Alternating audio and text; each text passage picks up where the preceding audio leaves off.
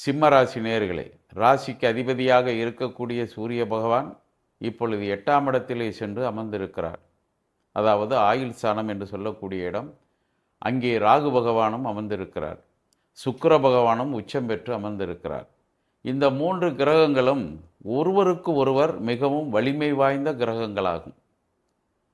பொதுவாக சூரியனும் சுக்கிரனும் இணைவது அவ்வளவு சிறப்பு அல்ல.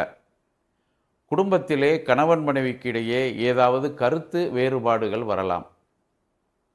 அரசாங்கத்திற்கு ஏதாவது வரி பாக்கிகள் வைத்திருந்தால் அந்த வரி பாக்கிகளை நீங்கள் குறித்த நேரத்தில் சரி செய்து விட வேண்டும். கடந்த காலத்தில் உள்ளது கூட உங்களுக்கு ஏதாவது சில தொல்லைகளை கொடுத்திருக்கலாம். மெதுவாக பார்த்து கொள்வோமே என்று நீங்கள் இருக்கக்கூடாது என்பதை இந்த நேரத்தில் தெரிந்து கொள்ளுங்கள். குறிப்பாக இந்த வாரத்தில் அதற்கு ஒரு நல்ல முடிவு செய்தால் நிச்சயமாக எல்லா விஷயங்களும் சீரும் சிறப்புமாக நடைபெறும் என்பதை தெரிந்து கொள்ளுங்கள்.